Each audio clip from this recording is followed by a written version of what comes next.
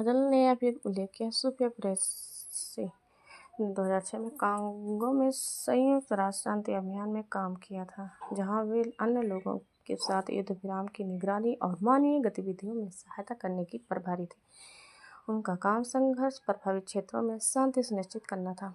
बता दें कि भारतीय सेना में 2 महिला अधिकारियों कर्नल सूफिया कुरैशी और विंग कमांडर व्योमिका सिंह ने ऑपरेशन सिंदूर की प्रेस ब्रीफिंग कर देश का गौरव बढ़ाया। यह ऑपरेशन 22 अप्रैल को जम्मू कश्मीर में पहलगाम में हुए आतंकी हमले के जवाब में शुरू किया गया। ऑपरेशन सिंदूर के बारे में मीडिया को जानकारी देने वाले कर्नल सूफिया कुरैशी ने मध्य प्रदेश के छतरपुर जिले के नौगांव स्थित एक सरकारी स्कूल में कक्षा 1 से 3 तक की पढ़ाई की और एक होनहार छात्रा थे। उनके मामा के बेटे आबिद कुरैशी ने बताया कि सूफिया कुरैशी के दादा और पिता भारतीय सेना के सेवारत थे।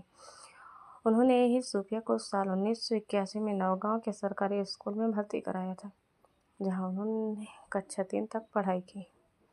आबिद ने कहा कि उनकी मेरी बहन बचपन से ही बहुत बुद्धिमान और पढ़ाई में तेज थी। कर्नल बनने के बाद जब वह झांसी के पास बबीना में तैनात थे तो वह 2 बार नौगांव गई थी।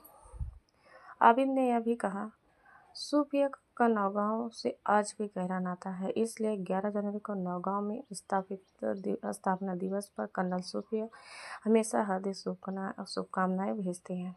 उनके परिवार के पास खजुराहो के पास हकीमपुरा और चित्राई गांवों में खेती की जमीन है।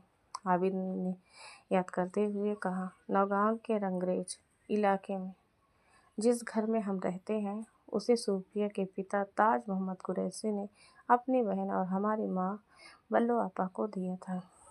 पुणे में जन्मी सूफिया और साइना कर्नल कुरैशी के दादा मोहम्मद हुसैन कुरैशी भी सेना में थे। आबिद ने कहा, जब नौगांव का सैन्य कॉलेज पुणे में शिफ्ट हुआ तो परिवार भी वहीं चला गया।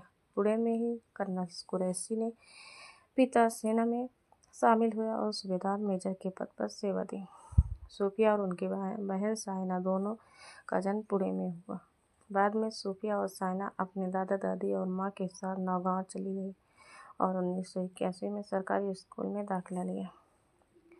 सूफिया के पिता के रांची में तबादले के बाद परिवार वहां चला गया। इसके बाद एक और तबादले के बाद बड़ौदा चले गए, जहां उनके पिता अंततः रिटायर हुए और उनके परिवार के साथ रहे।